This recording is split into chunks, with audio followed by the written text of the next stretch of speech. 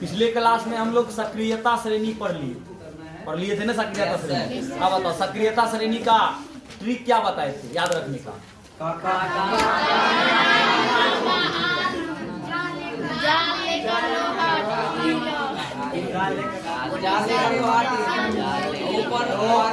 गाय थे काका, काका ने मांगा आलू। बताइए पहला क्या था नियम? काका ने मांगा आलू। सक्रियता श्रेणी का था, काका ने मांगा आलू। दूसरा क्या था? जालोहा तीन लेकर चांदी सोना। अब बताइए सक्रियता श्रेणी में काका का मतलब हो गया पहला क्या? Potassium calcium. अल्लाह मत कीजिए, हमको बोलने दीजिए। काका का मतलब हो गया के और कैल्शियम। काका हो गया। ने का मतलब क्या होगा? Sodium Na। अब बताइए मांगा का क्या हो गया? Mg। मांगा का क्या हो गया? आलू का क्या हो गया? काका ने मांगा आलू। उसके बाद जा लोहा लेकर, जा से क्या हो गया? Zn का मतलब जिंक। जा से जिंक। लोहा का Fe होता है, टी का Sn, लेकर लेड मतलब Pb। लेड मतलब क्या होता है? Pb। अब उसके बाद ऊपर पारा चांदी सोना। ऊपर पारा, ऊपर से क्या होता है मतलब? कॉपर। हम बोले थे कॉपर को क्या पढ़ना है हमको? ऊपर कॉपर। अब पारा का क्या होता है? Ag। और चांदी का Ag। सोना का की सक्रियता श्रेणी अधूरा लग रहा है क्योंकि इसमें हाइड्रोजन नहीं है। तो हम बताए थे हाइड्रोजन कहाँ देंगे? दूगो को छोड़ के हाइड्रोजन देंगे, यही ना? ऊपर में कॉपर के ऊपर में यहाँ क्या रहता है? कॉपर के ऊपर में क्या रहता है? H। तो इस टाइप से सक्रियता श्रेणी बताए थे ना। अब बताओ सक्रियता श्रेणी में क्या होता है? जो धातु कम सक्रिय होता है वो अधिक सक्रियता वाला धातु जो होता है वो कम सक्रियता वाले धातु को हटा के उसका स्थान ले लेता है। तो ये सक्रियता श्रेणी था और उम्मीद करते हैं ट्रिक से ये सब याद हो गया होगा। हो गया ना? चलिए तो अगला आता है हम लोग में। यहाँ पे क्या होगा? पेट्रोल को बढ़ा दिए, डिस्टेंस भी बढ़ गया, बढ़ जाएगा ना। आप कल बताए थे धातु के कार्बोनेट और बायकार्बोनेट से अभिक्रिया। धातु के कार्बोनेट और बायकार्बोनेट से अभिक्रिया, इसको क्लियर करके आज का टॉपिक हम लोग स्टार्ट करेंगे।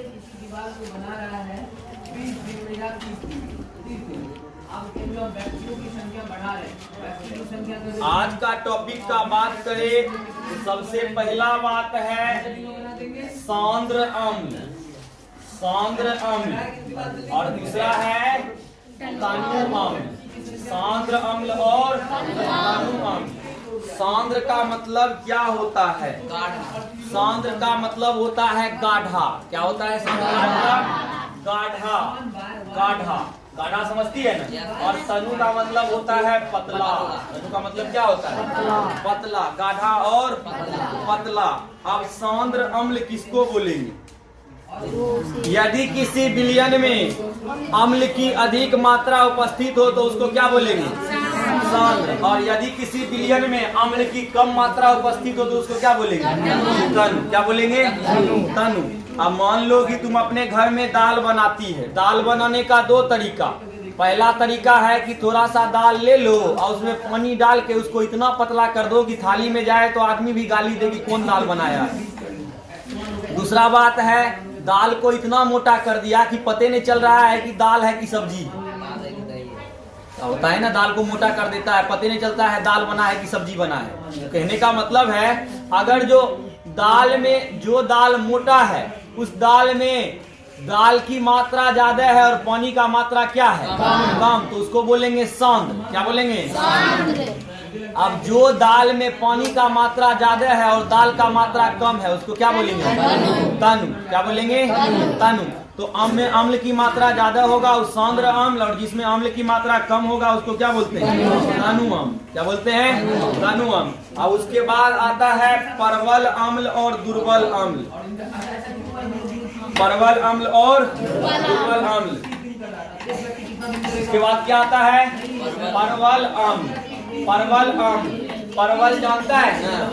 परवल और दुर्बल अम्ल। दुर्बल अम्ल, परवल अम्ल और दुर्बल अम्ल। परवल का मतलब होता है, घर में एगो परवल आता है जिसका हम लोग भुजिया सब्जी तरुआ बनाते हैं, उसी को परवल कहते हैं ना। लेकिन यहाँ पे परवल का मतलब होता है मजबूत। परवल का मतलब क्या होता है? मजबूत।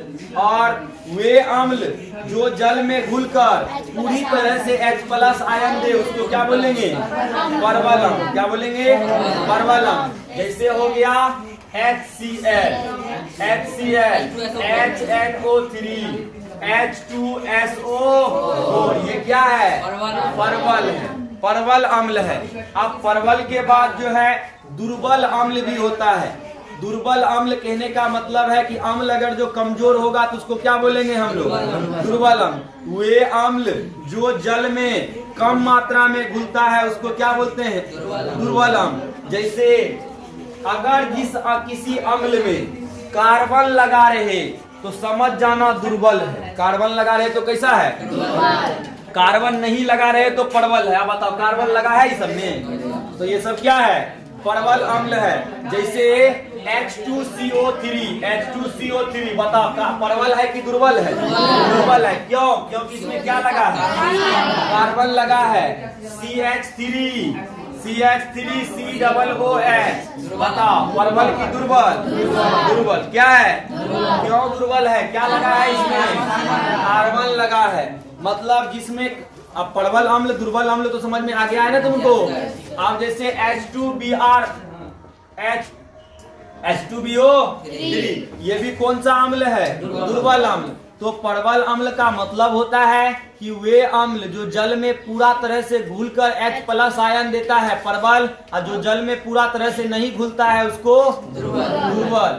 दुर्बल मतलब कमजोर। अब होता है pH स्केल। pH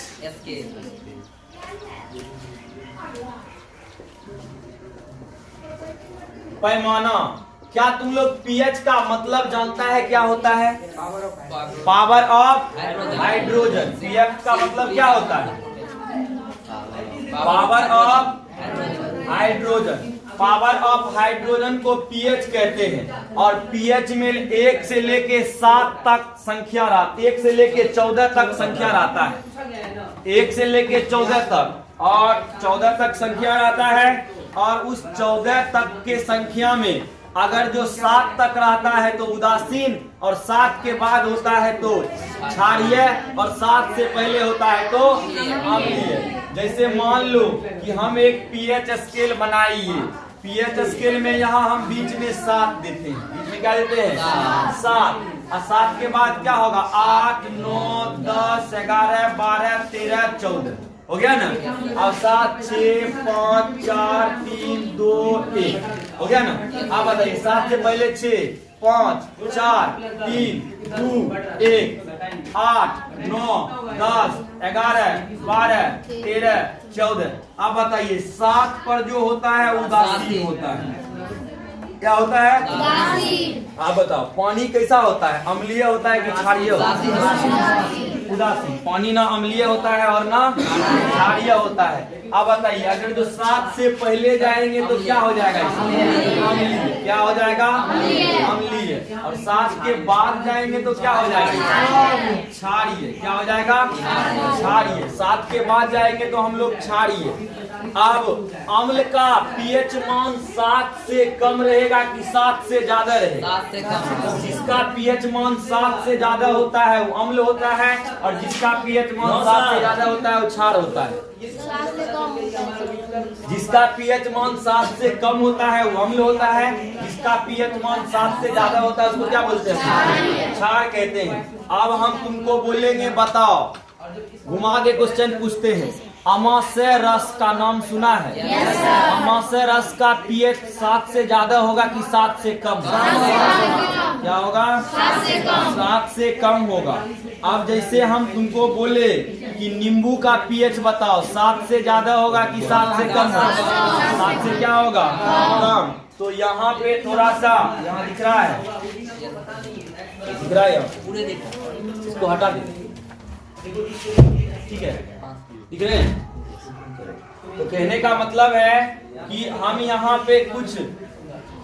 पे कुछ पदार्थ लिखते हैं, पदार्थ और नीचे में उसका पीएच मान लिखते हैं। पीएच का मतलब तो जानता है ना तुम लोग? Power of hydrogen, power of hydrogen. पहला होता है अमाशय रस। क्या होता है? अमाशय रस हमारे पेट में रहता है। हमारे पेट में बताओ हाइड्रोक्लोरिक अम्ल है हमारे पेट में। आप बताइए अमाशय रस का पीएच 1 होता है। कितना होता है? 1। पहला कौन है? अमाशय रस। अब बताइए दूसरा नंबर पे कौन आता है? नींबू। दूसरा नंबर पे नींबू। नींबू का पीएच कितना हो जाएगा? 2.5। नींबू का पीएच 2.5। अब नींबू अम्लीय होगा कि क्षारीय होगा? अब सिरका का नाम सुना है? कब सिरका का सिरका। उसके बाद सिरका का पीएच कितना होता है? 3। सिरका के बाद टमाटर का पीएच कितना होता है? 4.1। अब बताइए टमाटर के बाद क्या होता है? क्या?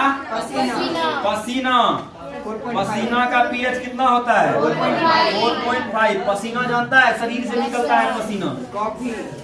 पसीना के बाद क्या आता है?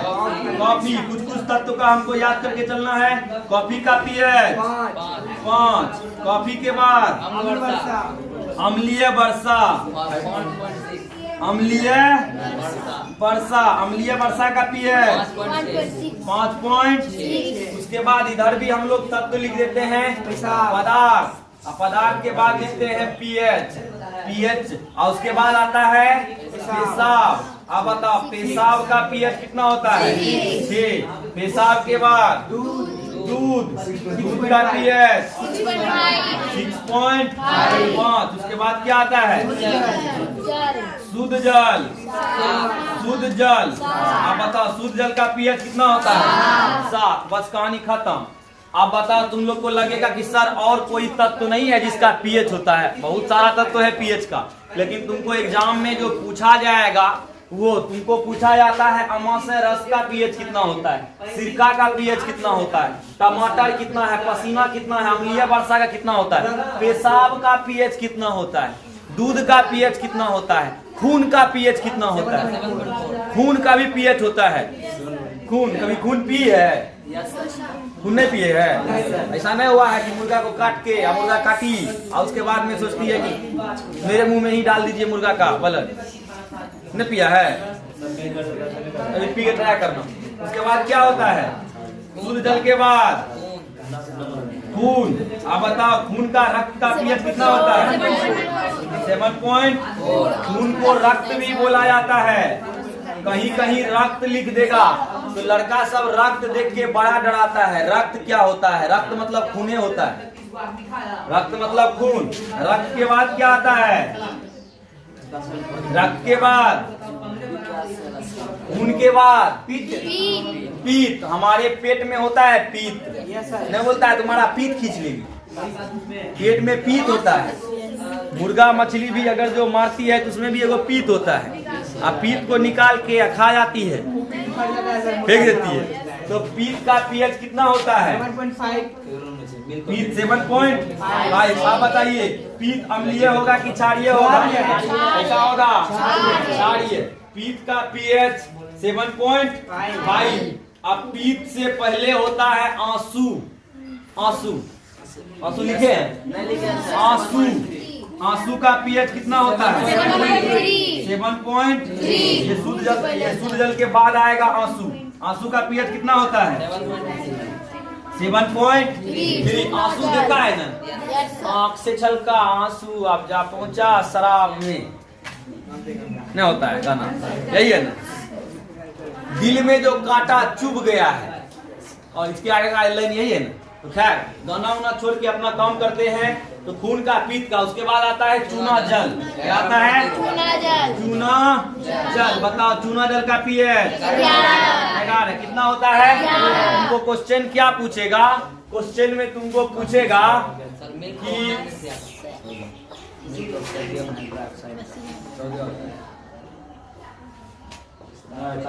निम्न में किस पीएच मान वाले पदार्थ अम्लीय होते हैं? अम्लीय होते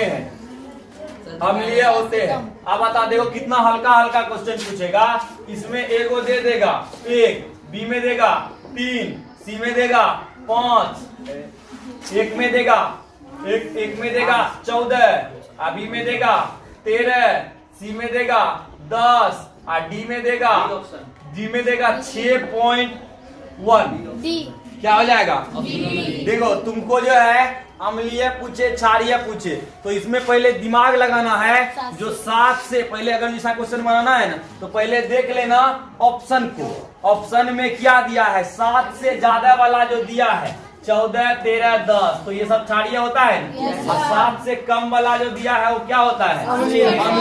इसी तरह से दूसरा क्वेश्चन भी पूछ सकता है घुमा के, कौन क्षारीय होता है। अब 3 को पीएच मान देगा अम्ल का, और उसके बाद एक को दे देगा क्षार का, तो चूज तो कर लेगा ना तू लोग। ज्यादा भारी क्वेश्चन नहीं पूछता है। हवा मत बनाओ कि बहुत ज्यादा भारी क्वेश्चन पूछता है, ज्यादा भारी क्वेश्चन नहीं पूछता है। तो पीएच मान हमारे जीवन में भी बहुत महत्वपूर्ण भूमिका निभाती है। आप पीएच का उपयोग क्या होता है? पीएच का दैनिक जीवन में उपयोग। पीएच का दैनिक जीवन में, हमारे दैनिक जीवन में पीएच मान का क्या उपयोग होता है? सबसे पहले है कि पाचन में पीएच का भूमिका। पाचन में पीएच की भूमिका रहता है। पाचन मतलब समझता है? खाना जो पचता है उसी को क्या बोलते हैं हम? पाचन। क्या बोलते हैं? पाचन। तुम लोग को जैसा कि बात पता है कि हमारे पेट में क्या बनता है? HCl अम्ल बनता है। जो हमारे पेट में जो भोजन जाता है, भोजन को पचाने के लिए अच्छा होता है। भोजन को पचाने के लिए अच्छा होता है। इसका पीएच मान 1 होता है। हमारे इसका पीएच मान कितना होता है? 1 होता है। तो बता पीएच मान 1 है, बहुत हार्ड अम्ल है, तो हमारे पेट को नुकसान पहुंच सकता है कि नहीं पहुंच सकता है? अगर जो HCl का मात्रा हमारे पेट में ज्यादा हो जाएगा तो हमारे पेट को नुकसान पहुंच सकता है। लेकिन हमारे पेट में अगर जो इसका मात्रा सामान्य रहे तो कोई नुकसान नहीं पहुंचा सकता है। लेकिन अपच के कारण कभी कभी अपच हो जाता है। अपच के कारण जब पेट में अम्ल की मात्रा एक निश्चित सीमा से ज्यादा हो जाती है तो हमारे पेट में जलन होने लगती है। कभी ऐसा लगा है जलन हो रहा है पेट में? पेट जल रहा है। तो खाना उना खाया होगा, अब पता चला होगा तुम्हारे घर में जो है खाना बढ़िया बना था और आराम से खाने का तो तुम दानव के जैसा पकड़ के दबा दिया होगा एकदम खाना। अब दबा दिया है तो बढ़िया से तोड़ा नहीं होगा दांत में। अब अगर जो तुम लोग को भूख लगा रहता है तो क्या दांत से तोड़ना? मुंह में गया, पेट में गया, बस हो गया, कहानी खत्म।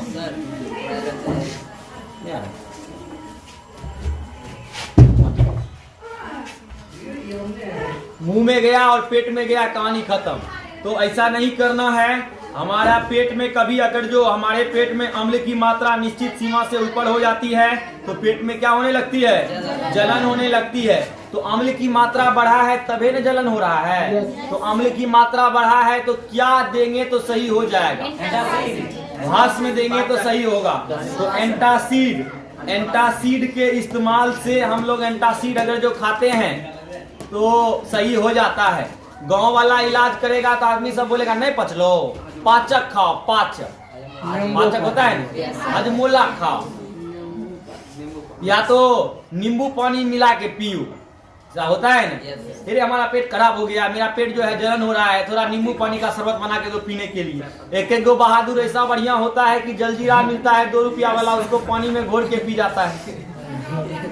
ऐसा ऐसा वीर होता है, जलजीरो को नहीं छोड़ता है। एक एक गो महिला को देखते हैं कच्चा सूखा हुआ मिर्ची को भी पीस के उसमें नमक डाल के जलजीरा मार के पी जाती है कि एकदम पानी पूरी का पानी है।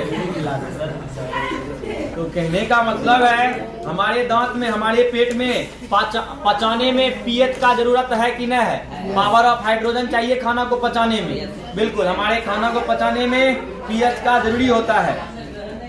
उसके बाद हमारे पीएच का मान हमारे मुंह में अगर जो बढ़ जाएगा तो हमारे दांत पर भी बहुत ज्यादा इफेक्ट डालता है। अगर जो हमारे मुंह का पीएच बढ़ गया तो हमारा मुंह से बदबू आना स्टार्ट हो जाता है, और जिसके बाद जो है मुंह से बदबू आता है और दांत का क्षय होने लगता है, दांत टूटने लगता है। अगर जो कोई चाहता है सर हम चेक करना चाहते हैं कि हमारा दांत टूटता है कि नहीं टूटता है, तो 10-15 दिन ब्रश नहीं करो, पता चल जाएगा। लोग ब्रश करके आता है, ऐसा होता है कि उठा हाँ उठे चल जाते हैं घर, चलते हैं कोचिंग। ब्रश कौन करेगा? शेर कभी ब्रश करता है?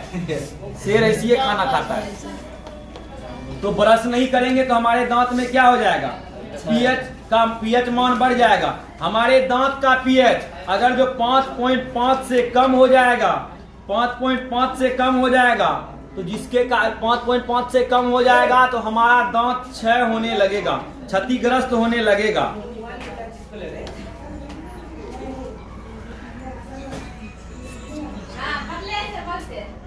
इसीलिए हम लोग क्या करते हैं, टूथपेस्ट का इस्तेमाल करते हैं। और टूथपेस्ट के इस्तेमाल से क्या होता है कि टूथपेस्ट एक तरह का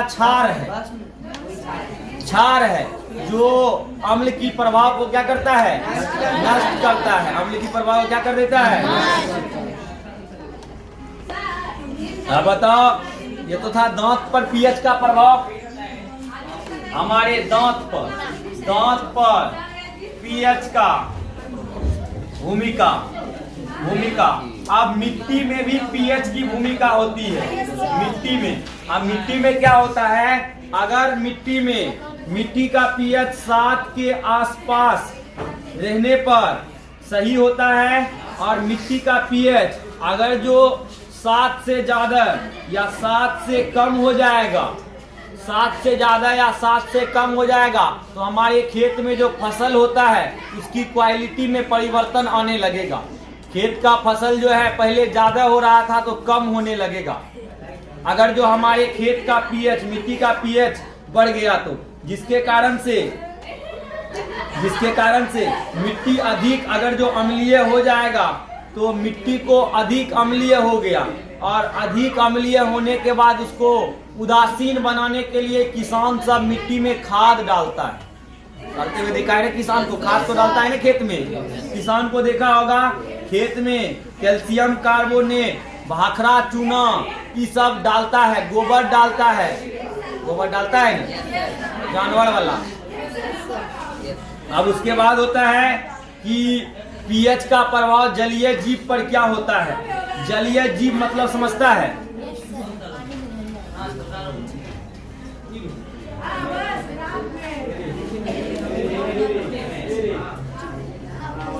एक चार्ज छोटा है 25 मिनट।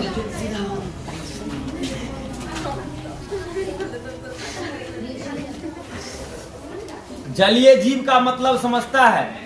जलीय जीव का मतलब वैसा जीव जो जल में रहता है उसको क्या बोलते हैं हम लोग? जलीय जीव। जैसे आदमी भी जलीय जीव है? नहीं, आदमी जलीय जीव नहीं है, स्थलीय जीव है। जलीय जीव, मछली जलीय जीव है? मछली जल की रानी है, जीवन उसका पानी है। हाथ लगाओ डर जाएगी, बाहर निकालो सड़ जाएगी, पेट में डालो पच जाएगी। ढेरी कहावत आता है तुम लोग को कहने के लिए। तो अगर जो जल का पीएच ज्यादा हो जाता है तो जलीय जीव सब मरने लगता है। क्या हो जाता है? मरने लगता है। अब पीएच का हमारे दैनिक जीवन में उपयोग बहुत जरूरी है, लेकिन अगर जो पीएच मान एक निश्चित सीमा से ज्यादा हो जाएगा तो हमारे लिए हानिकारक है कि नहीं? हमारे लिए हानिकारक है। अब इसके बाद आता है लवण। क्या आता है? लवण। लवण को हम लोग साल्ट कहते हैं। क्या बोलते हैं? साल्ट। क्या तुम लोग लवण का मतलब समझता है? लवण का मतलब नमक होता है। अब लोग दुनिया में जहां भी देखा होगा हर चीज में लवण की मात्रा है। मिट्टी को चाटो नमकीन लगेगा, तुम अपना शरीर को भी चाटो नमकीने लगता है। तो सब चीज में क्या चीज का मात्रा है? नमक का मात्रा, लवण का मात्रा है। समुद्र का जल नमकीन होता है। समुद्र का जल क्या होता है? क्योंकि हमारे पृथ्वी पर लवण की मात्रा है और जब वर्षा होती है तो पृथ्वी पर से लवण की मात्रा धकर धकर के सब कहाँ जाता है? समुद्र में जाता है, जिसके कारण से समुद्र का जल जो है नमकीन हो जाता है।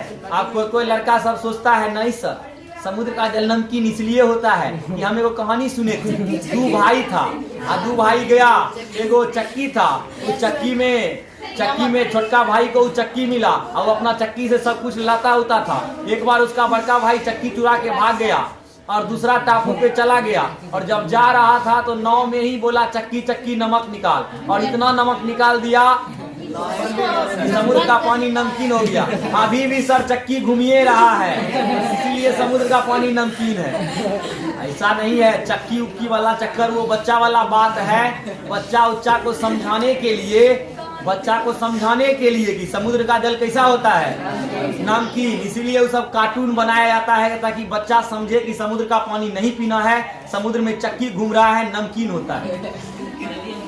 आप उसके बाद लवण में जैसे हम लोग अम्ल और भस्म से अभिक्रिया कराते हैं तो क्या बनता है? लवण और जल।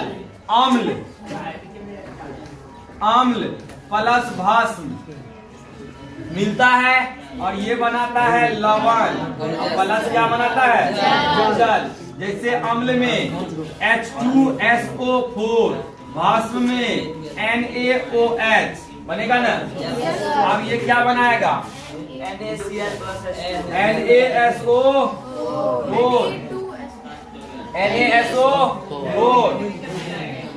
प्लस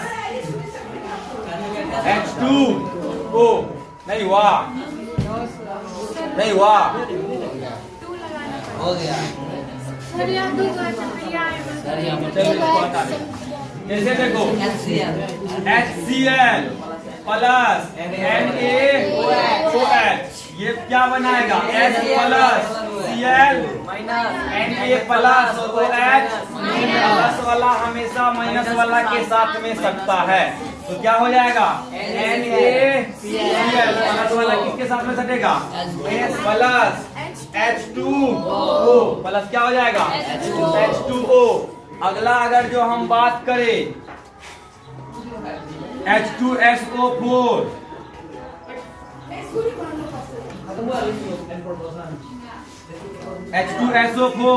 प्लस NaOH, अगर जो इसका अभिक्रिया कराते हैं तो सबसे पहले क्या निकाल देंगे? पानी। सबसे पहले क्या निकाल देंगे? पानी निकाल देंगे। देखो पानी निकाल दिए तो क्या बचा? H plus SO4 minus Na plus OH क्या हो गया? माइनस। अब यहाँ पे पानी निकाल दिए तो NaHSO4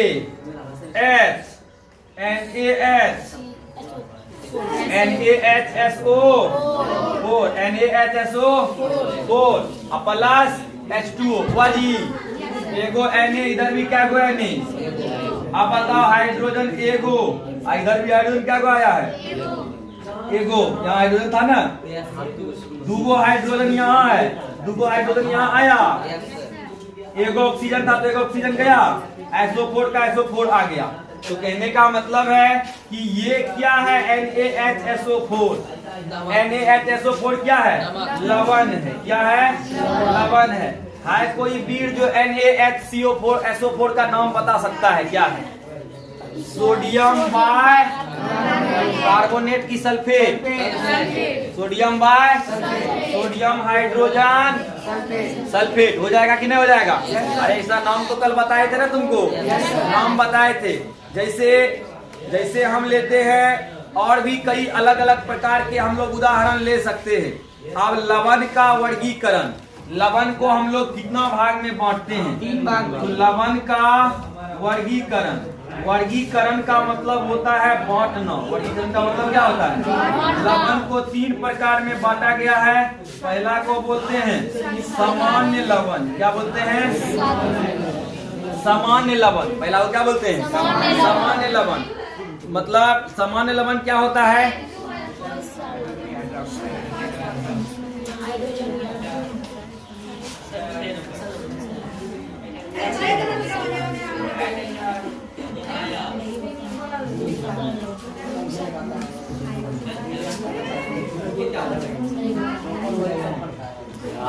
सामान्य लवण उसको बोलते हैं कि जिसमें हाइड्रोजन मौजूद न हो।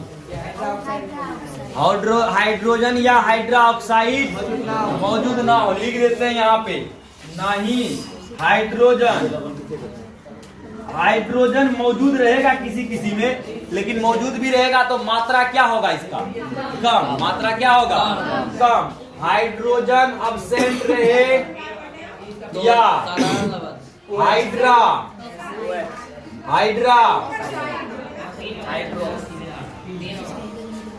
हाइड्रा ऑक्साइड फॉर्मूला क्या होता है? फॉर्मूला क्या होता है? OH। फॉर्मूला क्या होता है?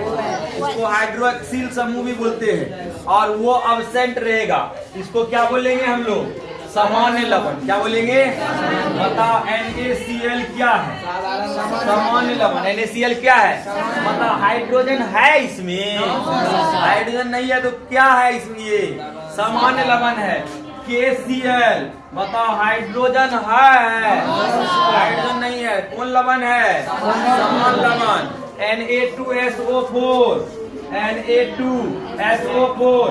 ठीक से एक बार देख लो, Na2SO4 को लवण है इसमें? हाइड्रोजन है इसमें? सामान्य लवण है। सामान्य लवण है। जैसे लेते हैं NH4Cl,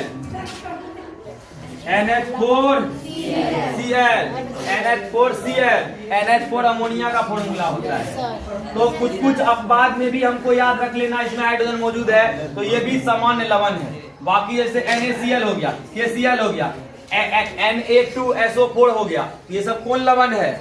इसको हम लोग सामान्य लवण बोलते हैं। और एक होता है अम्लीय लवण।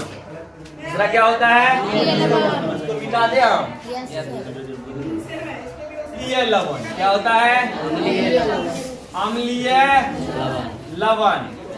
नामे है अम्लीय, तो बताओ ये लवण कैसा होगा? अम्लीय होगा कि क्षारीय होगा? अम्लीय होगा। आप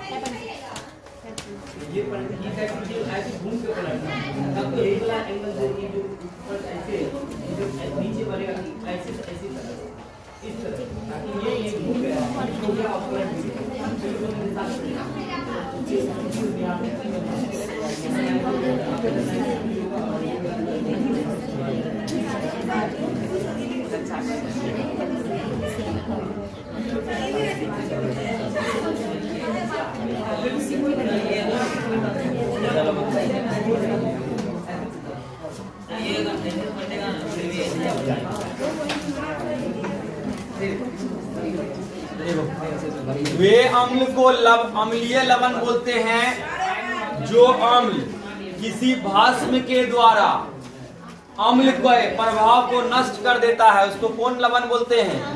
अम्लीय लवण। जैसे H2SO4 प्लस NaOH, अभी अभिक्रिया कराए थे ना, ये क्या हो जाएगा?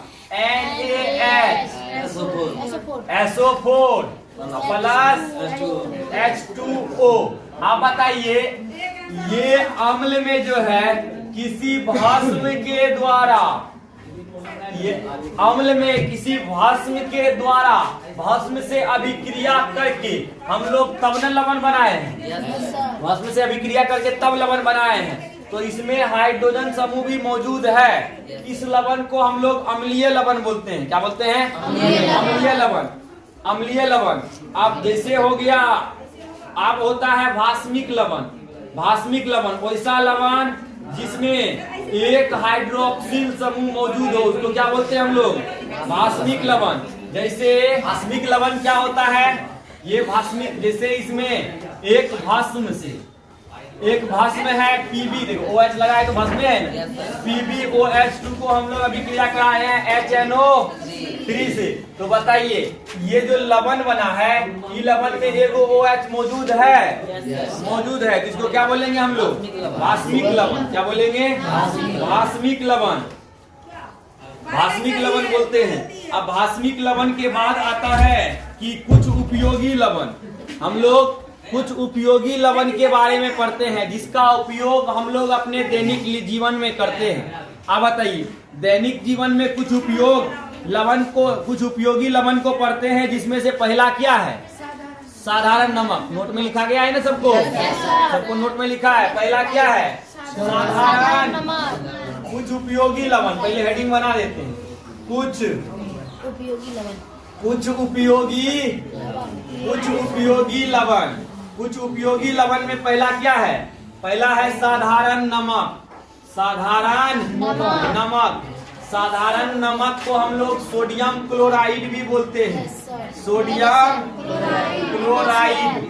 सोडियम क्लोराइड, इसका फॉर्मूला NaCl। फॉर्मूला क्या होता है? NaCl। अब सोडियम हाइड्रोक्साइड को हाइड्रोक्लोरिक अम्ल के साथ में अभिक्रिया कराते हैं तो हमको सोडियम क्लोराइड प्राप्त होता है। तो साधारण नमक को क्या बोलते हैं? Sodium chloride. और इसको सोडियम हाइड्रोक्साइड, सोडियम हाइड्रोक्साइड का फॉर्मूला NaOH। सोडियम हाइड्रोक्साइड बोल रहा है, तो hydroxide, sodium hydroxide plus hydrochloric अम्ल HCl से अभिक्रिया कराते हैं तो NaCl प्लस क्या बनता है? H2। अब इसको क्या बोलते हैं? NaCl को साधारण नमक। क्या बोलते हैं? साधारण नमक। और हमारे देश में नमक का स्रोत समुद्र है। समुद्री जल के द्वारा हम लोग नमक बनाते हैं। सही बात है गलत बात? सही बात है। समुद्री जल के द्वारा हम लोग क्या बनाते हैं? भारत में लगभग 95% नमक समुद्री जल से बनाया जाता है। समुद्र के जल से नमक बनाते हैं हम लोग। तो भारत में 95% नमक समुद्र के जल से ही बनाया जाता है। अब वही नमक का उपयोग करते हैं। अब अच्छा, तुमको कभी ऐसा लगा है कि सर एक बार काम करेंगे, हम लोग समुद्र के बगल में कभी जाएंगे ना, तो खाना उना बनाएंगे तो क्या जरूरी है सब्जी में नमक डालने का? समुद्र का पानी थोड़ा डाल देंगे, नमकीन हो जाएगा, कोई दिक्कत नहीं है। लेकिन डालेगा तू लोग? डालेगा? नहीं डालता है। उनको बोलता है कि समुद्र में क्या क्या चीज होगा, क्या नहीं होगा, गड़बड़ है। तो समुद्र से नमक निकालने के लिए पहले क्या किया जाता है कि समुद्र के पानी को किसी एक तालाब में डाला जाता है और उस तालाब में डाल के उस पानी को सुखाया जाता है। और जब वो पानी सूख जाता है तब हमको नमक प्राप्त होता है। और उस नमक को बहुत ज्यादा प्रोसेसिंग करके तब हमारे घर तक आता है एकदम शुद्ध नमक। ऐसा नहीं है कि समुद्र से निकाले ऐसा हो गया। आज से 10 साल पहले, 20 साल पहले हम जब बच्चे थे तो उस समय नमक आता था बोरा में तो आज भी आता है, लेकिन आज आता है बोरा में भी पैकेट रहता है, टाटा नमक, फलना नमक, चिल्ला नमक। उसमें जो है अलग अलग प्रकार के पदार्थ को मिला के उस नमक को शुद्ध किया जाता है। ऐसे ये नमक शुद्ध नहीं होता है। लेकिन जब हम लोग बच्चा थे तो उस समय देखते थे, हम लोग नमक खरीदने जाते थे तो नमक का बोरा में से हम लोग नमक निकालते थे, कटोरी सब लेके और उसको पन्नी में पैक करते थे। और जैसे तुम लोग आजकल आलू लेती है दुकान से 1 केजी 2 केजी 3 केजी, उस तरह से हम लोग नमक लेते थे 1 केजी 2 केजी 3 केजी। अब बताइए, अब आता है वो नमक? अब तो डायरेक्टे वाला नमक आता है कि 20 रुपया पैकेट। कभी कभी जो है, कभी कभी अफवाह उड़ जाता है कि हमारे देश में नमक का कमी होने वाला है, नमक बंद हो जाएगा, इसीलिए नमक महंगा हो जाएगा, इसलिए नमक खरीद के रख लीजिए। अरे हमारा देश 3 तरह से समुद्र से घिरा है, 3 साइड से समुद्र से घिरा है। और समुद्र का पानी इतना ज्यादा है कि उससे हम लोग नमक बनाएंगे तो हमारा जो आने वाला पीढ़ी है उसको भी नमक का अकाल नहीं पड़ेगा। तो हम लोग कहाँ के हैं? नमक हमारे देश में बहुत है तो नमक का अकाल नहीं पड़ता है। कोई अगर जो ऐसा बोलेगा, अफवाह फैलाएगा कि नमक नहीं आने वाला है, नमक का अकाल पड़ रहा है, तो तुम लोग क्या करना, दुकान से तुरंत जाता है कि 4 पैकेट नमक दीजिए। 4 पैकेट से क्या होगा? 4 पैकेट नमक कितना दिन चलेगा? मुश्किल से 4 महीना। मुश्किल से छोटा परिवार हो तो 4 पैकेट नमक 4 महीना। उसके बाद क्या करेगा? समुद्र का पानी डालेगा सब्जी में। तो कहने का मतलब है कि नमक का हमको कोई लेना देना नहीं है, ज्यादा हमको टेंशन लेने की जरूरत नहीं है। हमारे देश में समुद्र है और समुद्र से ढेरी नमक प्राप्त होता है। उसके बाद कुछ नमक ऐसा होता है कि जिसको चट्टान से खोद के निकाला जाता है। नाम तो सुना है, सेंधा नमक, काला नमक, नाम सुना है ना? सेंधा नमक, काला नमक, ये सब ऐसा नमक होता है जिसको चट्टान से खोद कर निकाला जाता है। चट्टान से खोद कर निकाला जाता है, चट्टान से खोद कर। आजकल अलग अलग प्रकार के नमक आने लगा है। आयोडीन युक्त नमक आता है ना? आयोडीन युक्त नमक खाने से हम लोग को घेघा रोग नहीं होता है। घेघा रोग समझता है? गला में बहुत बड़ा जो फुंसी हो जाता है, इतना बड़ा हो जाता है, उसी को घेघा बोलते हैं। तो घेघा रोग आयोडीन युक्त नमक को खाने से नहीं होता है। का प्रयोग अलग अलग प्रकार के वस्तु में किया जाता है। खाना बनाने में करते हैं बच्चा, अचार में नमक का प्रयोग करते हैं, अचार में करते हैं, करते हैं। और उसके बाद में साबुन बनाने में भी नमक का प्रयोग होता है। साबुन बनाने में भी नमक का प्रयोग होता है, साबुन बनाने में भी नमक का प्रयोग होता है। तो इसी तरह से अलग अलग नमक का हमारे देश में बहुत ज्यादा है, हमारे देश में बहुत ज्यादा नमक है। अगर जो अफवाह फैलेगा नमक खत्म होने वाला है, तो इससे हमको रोने वाली बात नहीं कि नमक खत्म हो जाएगा। नमक खत्म नहीं होगा, नमक खत्म नहीं होने वाला है। अब हम लोग